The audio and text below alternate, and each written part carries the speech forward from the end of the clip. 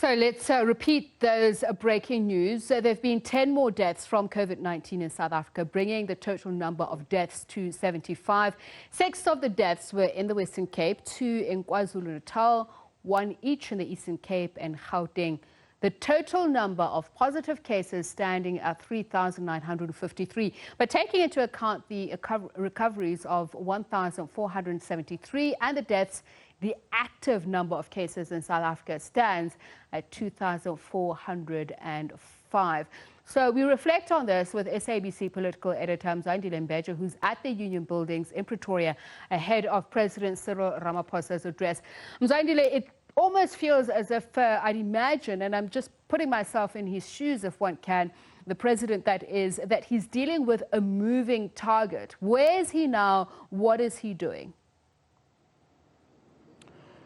Well, Tsepiso, coming live to you from the citadel of power here in Pretoria, where President Cyril Ramaphosa is expected to address the nation. And you know that he is consulting every possible stakeholder. Right now, as I'm speaking to you, he is meeting with the political leaders, those that are represented in parliament, to brief them and to get their suggestion on what should be the way forward. And of course, earlier he met with the National Command Council to discuss really the statement that he will release today, because it will have been informed by a number of consultations. So if there is to be a major announcement, Tsepiso, we know he makes sure that he takes everybody on board. He meets the key stakeholders, as I'm saying, those parties that are represented in parliament is the meeting that is happening now. Indeed, the news, as you've indicated, is quite sobering.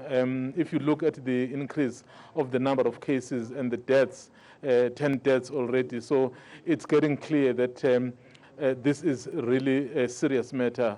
But of course, with that happening at Tsepiso, there's an issue of the economy that needs to be treated in order to somehow salvage it. And so the president tweeting earlier on that he had a very productive meeting with the leader of the First World, as some would say, U.S. President Donald Trump.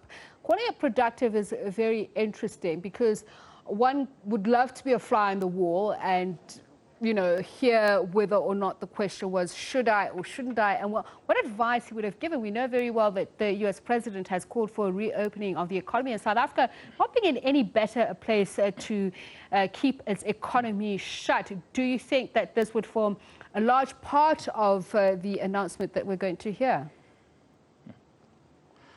You know, Tsepiso, I think in the earlier crossing, one of the things that I indicated was that we are in completely new, uncharted territory. So no one has been here before. So as a result, it's very important to seek counsel, to seek advice, to seek suggestion, and to also give advice to a number of people. The United States currently is the epicenter of this virus. Never mind that the original epicenter was China, but everyone has forgotten about China because China has somehow contained it to a large extent. But the U.S. is battling this. So what would have been spoken about at Tsepiso would be perhaps what is it that you did to make sure that it doesn't spread as fast. But also, South Africa would need a lot of assistance going forward in terms of equipment, in terms of resources. We are entering our winter season. That's where many experts say it strikes hardest.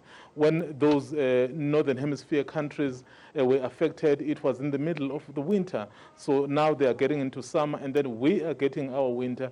And there's a real worry at Tsepiso that we are really starting to feel what is happening. I think the numbers today are indeed sobering. All right, thank you very much, Mzwandile Mbeje, SABC Political editor. Just a quick look at some of the numbers that you would have to consider, which was said by scientists, including the